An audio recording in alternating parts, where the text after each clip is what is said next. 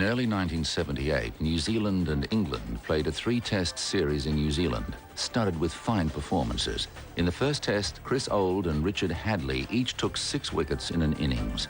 Ian Botham scored a century and took 5 wickets in an innings in the second test, just the second Englishman to achieve that rare double. In the third test, Geoff Howarth scored his maiden century, then made another 100 in the second innings. 5 months later, the Kiwis are in England for a return engagement. The first test is to be played at the Oval, London. The weather is fine, the outfield is fast, and the wicket is a good one for batting. New Zealand has won the toss and will bat. We join the game in the second over. John Wright is at the non-striker's end, as Chris Old bowls to Robert Anderson.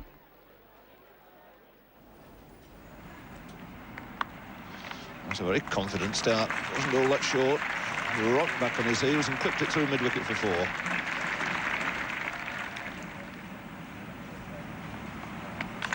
And he's gone.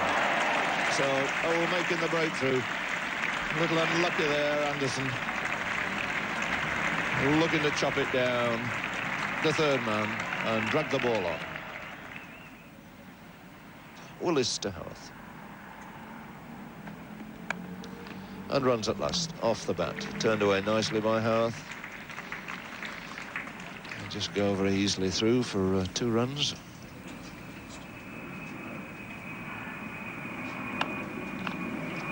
It's a good start for John Wright. Nice firm stroke away down the ground. The outfield's pretty quick there today.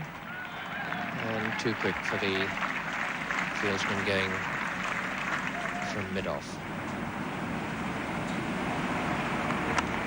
Good shot.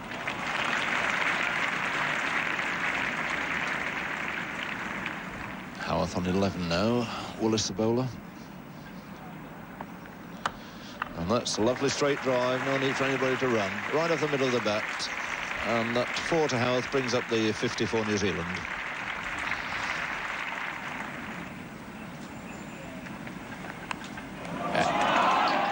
This one going quite quickly off the outside edge of Howarth's bat. Roop having to take it round about shoulder height. It came out, and although Brearley moved away to his right very quickly, he couldn't get to it before it hit the ground.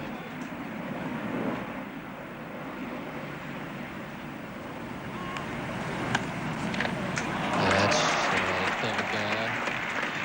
the right-hander is in the covers.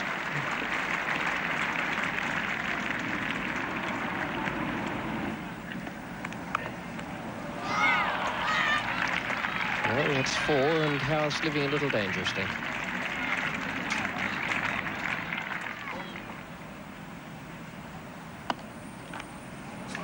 That's a nice stroke by Willis doing the chasing, and that brings up the 100 for New Zealand. In 151 minutes, we're into the 38th over now. Although they started slowly, it's been very sensible, common sense acceleration. A good piece of cricket from the tourists. It's just nicked away past Brearley at slip. So 2 runs there for John Wright, bringing him a 50. 50, which has taken him 2 3/4 hours.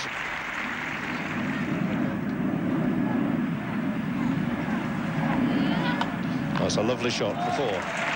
Over pitch ball driven very firmly and very straight indeed by John Wright. That takes him on to 59. In fact, takes him to his best score in Test match cricket.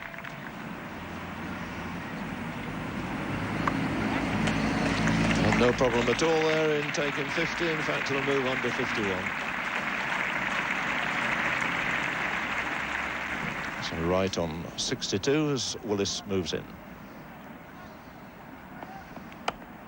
And it's gone. Well, first ball, he comes on that new over and picks up the wicket of John Wright. The second wicket going down at 130. John Wright caught Bradley, bowled Willis for an excellent 62.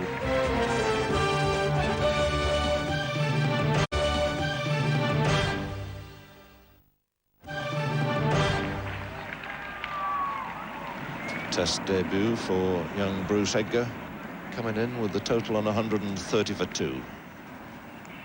Bruce Edgar to face his first ball in Test match cricket.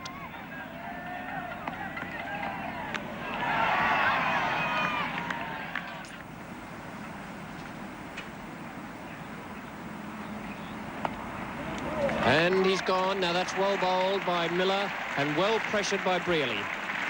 Bruce Edgar, after minutes of indecision there, has got one that's turned just enough to find the outside edge, trying to play it away on the onside, and Miller took quite a simple caught and bowled.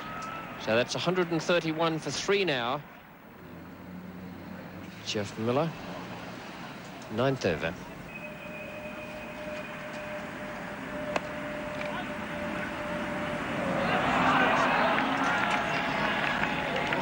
There's trouble there for Bob Willis.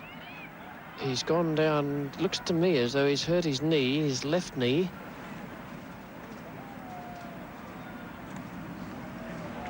And hasn't often deviated from a good length as he did on that occasion.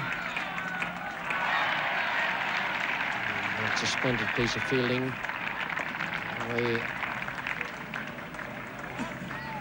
67 to Howarth, 10 to Burgess, 156 for 3. It's Miller from the Vauxhall end to continue, now to Howarth. And again it's short, and again it's cut away quite nicely by Howarth. Really getting some exercise. And good running by the New Zealanders. 3 runs there to Howarth. Burgess now to face Chris Old.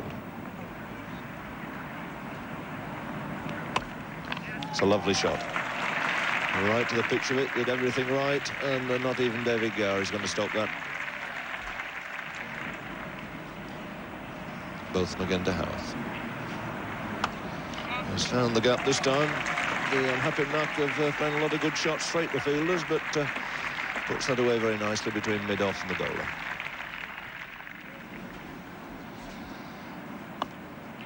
It's in the air, but safe. And a good shot there from Howarth. So he moves comfortably now into the 90s.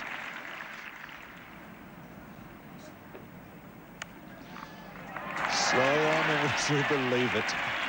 Slower ball, he's fallen for the trap, and Howarth goes with his score on 94. Brilliantly caught there by Phil Edmonds, who made it all look very easy.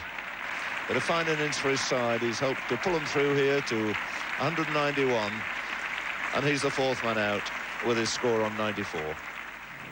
Bev Congdon about to take strike in his 59th Test match. Little nudge to get off the mark. 21 to Burgess and 2 to Congdon. Congdon's on strike. We'll have to go here. And that's got to be out. It's a beautiful piece of cricket. Congdon's own fault. He called, both men went, there was no hesitation. And Gower was very fast. And it's now 197 for 5, and that's the needless throwing away of a wicket.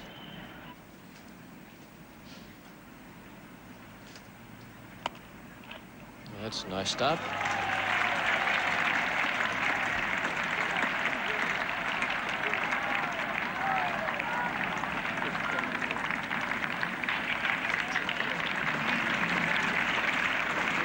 Bring up to 200 and get yourself off the mark in your first Test match in England.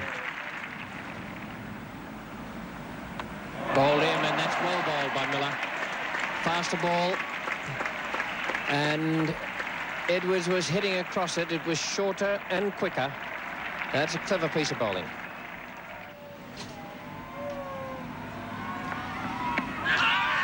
And that should be out. Yes, up goes the finger. Burgess played back, and that's a vital wicket for England. Success for Bob Willis, Mike Burgess, the New Zealand captain. LBW bowled Willis for 34, which makes closer play here, and the closing score on the first day of this Cornhill Test, 224 for 7.